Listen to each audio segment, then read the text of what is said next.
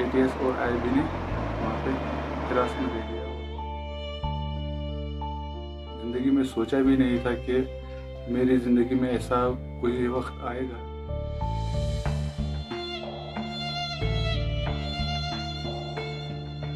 Basically मैं यहाँ पे जॉब कर रहा था एक एनजीओ में, माया फाउंडेशन।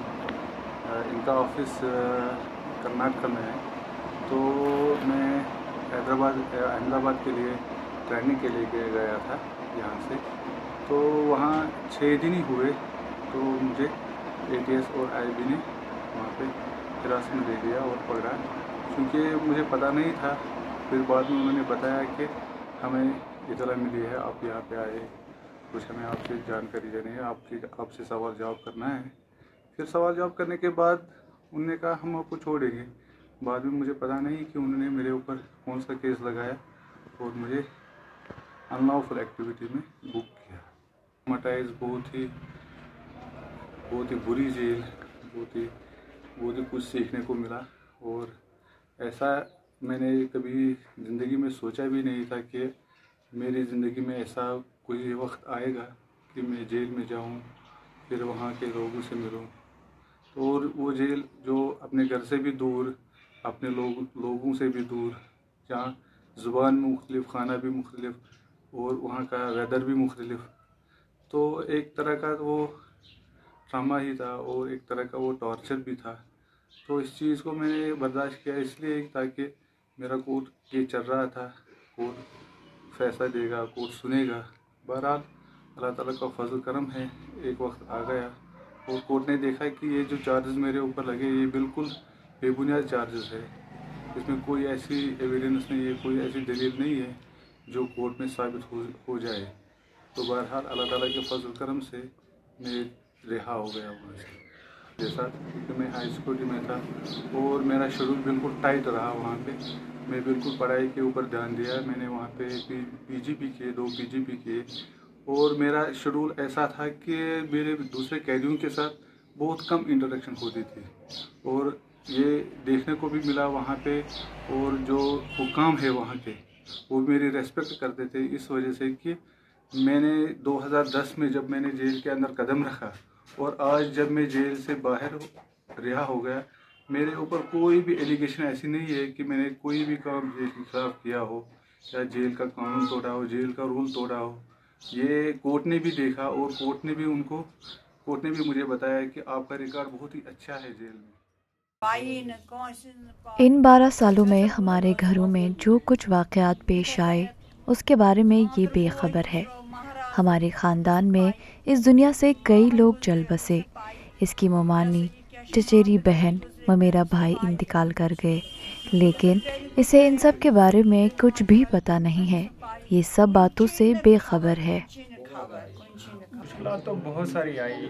अब क्या मैं बताऊं और कैसे मैं अपने वो मुश्किलात ज़ाहिर करूं, वो तो ज़ाहिर करने के लायक ही नहीं है, क्योंकि वैसे सिचुएशन हुई है हमारे साथ में। पहले यही कि जब भाई अरेस्ट हुआ तो हमें कोई खबर ही नहीं थी कि अरेस्ट कैसे हुआ, क्यों हुआ, किस वजह पे अरेस्ट हुआ। तब जाके कुछ महीनों के बाद पता चला कि जब टीवी पे दिखा दिया कि हमने बशीर अहमद बाबा को अरेस्ट किया, तभी जब हमें पता चला। फिर हम यहाँ पे गए, यहाँ पे जो एमएलए वगैरह थे उनके साथ लगभग 3-4 महीने हमें गुजर गए, फजूल में गुजर गए। उसके बाद मैंने अपने वालिद साहब को बोला कि नहीं, हम मुलाकात करने ही जाएंगे। सबसे ज़्यादा बेहतर रहे हुए वही रहेगा कि हम मुलाकात करने जाएंगे, कम से कम हमें सिचुएशन का पता चलेगा कि मसला क्या हुआ है।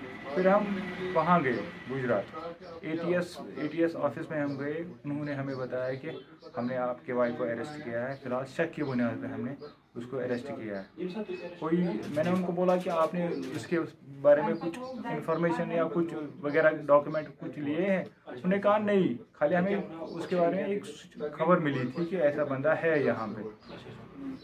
फिर जब उन्होंने फिर एटीएस वालों ने फिर हमें पूरी ये इन्फॉर्मेशन दी कि वो किस जेल में है अभी।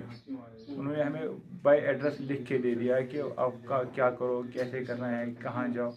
फिर हम वहाँ गए, मुलाकात जब हमने की, फिर मैंने भाई को बोला कि क्या हुआ। उसने बोला मुझे खुद भी पता नहीं कि हुआ क्या है।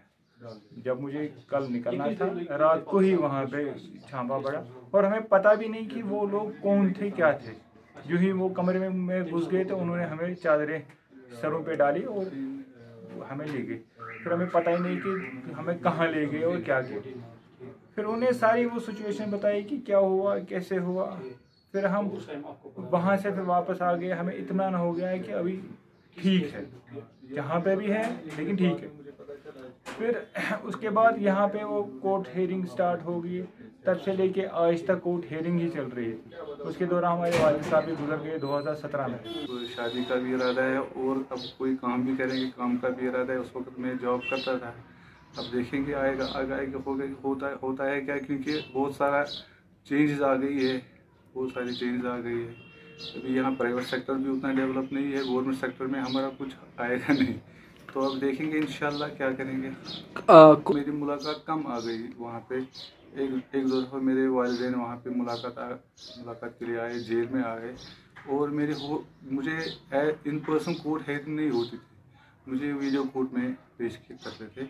2013-12 से मुझे वहाँ पे ऊपर एक्ट लगाया गया जिसको बोले 268।